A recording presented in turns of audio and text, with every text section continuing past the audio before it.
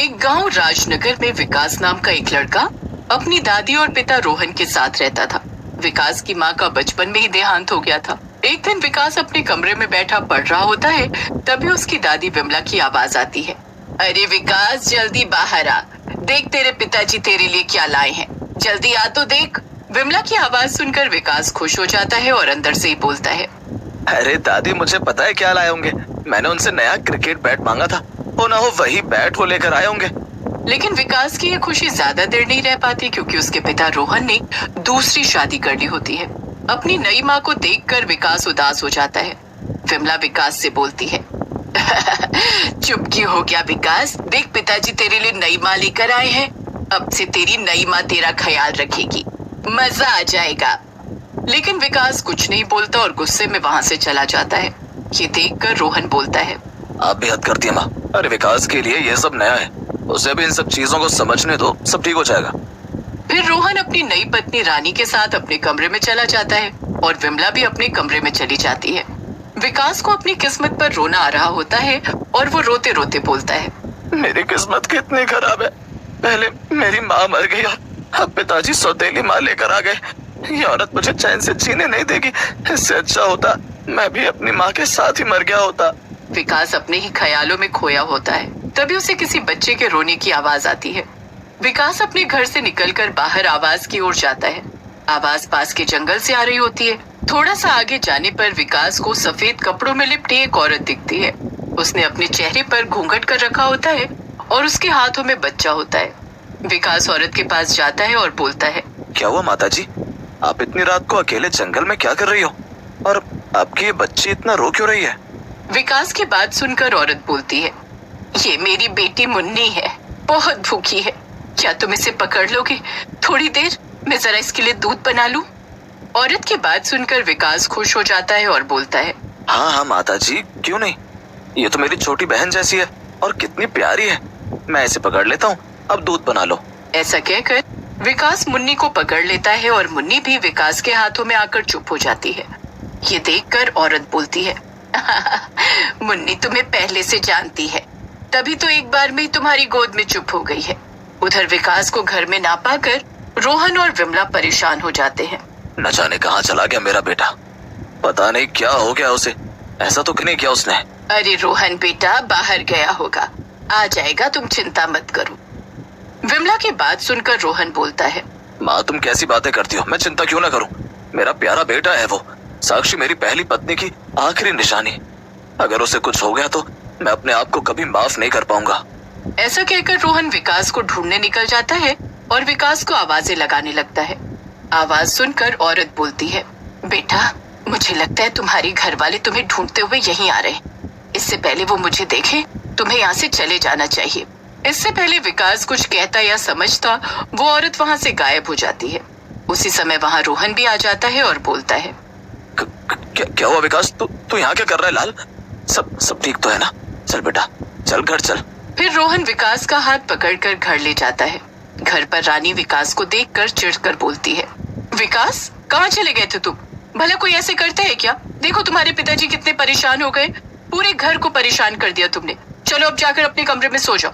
रानी की बात सुनकर विकास की आंखों में आंसू आ जाते हैं और वो अपने कमरे में जाकर सो जाता है।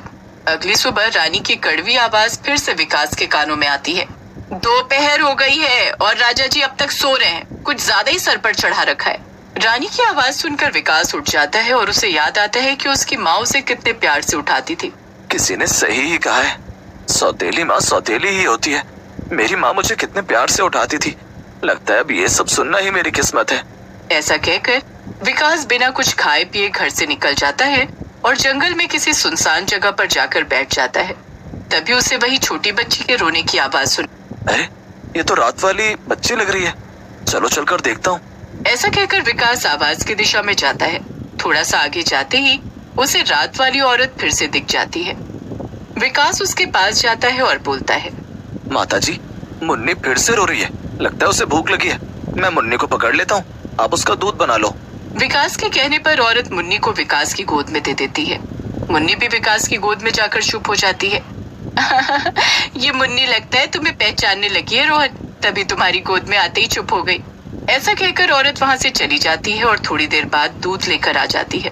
विकास उनके साथ बैठकर बातें करने और खेलने लगता है। फिर शाम होते ही औरत विकास को कहती है, विकास बेटा, रात होने वाली है, तुम घर चले जाओ। तुम्हारे पिताजी तुम्हारे लिए चिंता करेंगे और परेशान होंगे। औरत की बात सुनकर विकास बोलता है, हाँ हाँ, अब भी माताजी कैसी बातें कर रही हैं? मेरी चिंता करने वाला अब कोई नहीं है, मैं अब अकेला हूँ। फिर विकास अपने बारे में औरत को सारी बात बताता है, जिसे सुनकर औरत बोलती है, नहीं नहीं बेटा, तुम्हें अपने पिता के बारे में ऐसा नहीं बोलना चाहिए। उन्होंने तुम्हारे भले के लिए ही शादी की है। चलो तुम अब वापस चले जाओ। फिर उस जंगल वाली औरत के समझाने पर विकास वापस घर चला जाता है। उसके बाद विकास रोज मुन्नी से मिलने जंगल चला जाता है और दिन भर वहीं पर बैठा रहता। ये देखकर रानी सोच में पड़ जाती है और बोलती है, ये मनहूस रोज दिन भर पता नहीं कहाँ कहाँ घूमता रहता है, आवारा की तरह।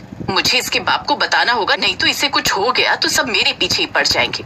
रानी रात में रोहन को विकास के बारे में बताने लगती है। तभी रोहन को घर का दरवाजा खुलने की आवाज आती है। आवाज सुनकर रानी गुस्से में बोलती है, देखो तुम्हारा आवारा बेटा ही कहीं जा रहा होगा, पता नहीं कहाँ फंस गई हूँ मैं, सबके सब आवारा है इस घर में। रानी की बातें सुनकर रोहन को गुस्सा आ जाता है और वो रानी को बोलता है, चुप करेगी तू? जब देखो कड़वा ही बोलती रहती है, मुझे देखने दे क्या हो रहा है। रोहन फिर विकास के पीछे पीछे जाता है। विकास जंगल में एक पेड़ के पास जाकर रुक जाता है। रोहन भी झाड़ियों के पीछे छुपकर सब देखने लगता है। तभी विकास की आवाज सुनकर वहाँ एक औरत आ जाती है। उसके हाथों में बच्ची होती है। औरत वो बच्ची विकास के हाथों में दे देती है। ये सब देखकर रोहन बाहर आ जाता है और बोलता है, विकास बेटा रुक जा, इस बच्ची को मत पकड़िए, ये कोई चुड़ैल का चक्कर है। पिताजी आप यहाँ, आपको यहाँ नहीं आना चाहिए था। अब ये माताजी और मुन्नी दोनों मुझसे नाराज हो जाएंगी, आप यहाँ से चले जाओ। बेटा मेरी बातों को समझने की कोशिश कर, ये कोई औरत नहीं है बल्कि कोई चुड़ैल है। तू मेरे पास आ जल्दी से। रोहन की बात सुनकर औरत अपने चुड़ैल वाले रूप में आ जाती है और हंसते हुए बोलती है, सही कह रहे तेरा बाप, मैं एक चुड़ैल ही हूँ, लेकिन मुझे चुड़ैल बनाने वाला कौन है तुझे ये पता है? ये तेरा देवता बाप ही है जिसने मुझे चुड़ैल बनाया है। तुम्हें बरसात की वो रात याद है रोहन, जब तुम गाड़ी से आ रहे थे और किसी औरत को तुमने अपनी गाड़ी से एक्सीडेंट कर दिया था? वो औरत मैं ही हूँ। चुड़ैल की बात सुनकर रोहन बोलता है, लेकिन चुड़ैल जी वो एक गलती थी। गलती तो थी रोहन, लेकिन तुम मुझे डॉक्टर के पास ले जा सकते थे, मेरा इलाज करवा सकते थे, लेकिन तुम मुझे वहाँ छोड़कर भाग गए। मैं माँ बनने वाली थी और मेरी मुन्नी भी मेरे साथ मर गई। चुड़ैल की बात सुनकर रोहन चुड़ैल के पैरों में गिर जाता है और बोलता है, मुझे माफ कर दो चुड़ैल जी, मुझसे गलती हो गई। अब जो भी सजा देंगी मैं भुगतने के लिए तैयार हूँ। रोहन की बात सुनकर चुड़ैल हंसने लगती है और बोलती है, मैं आई तो तुझे मारने और बदला लेने ही थी, लेकिन तेरे बेटे के प्यार ने मेरा मन बदल दिया। अब मैं तुझे माफ करती हूँ, लेकिन अगर विकास को जरा भी तकलीफ हुई तो मैं फिर से आऊंगी और तेरे पूरे खानदान की जान ले लूंगी। चुड़ैल और रोहन के बीच में हो रही बात दूर खड़ी रानी भी सुन रही होती है, जो कि रोहन के पीछे पीछे जंगल में आ गई थी। अरे बाप रे, ये मनहूस विकास तो चुड़ैलों को भी जानता है। इससे दूरी रहना होगा, नहीं तो ये मुझे मार डालेगा। घर पहुंचते इसके मनहूस बाप से छुटकारा पाती हूँ।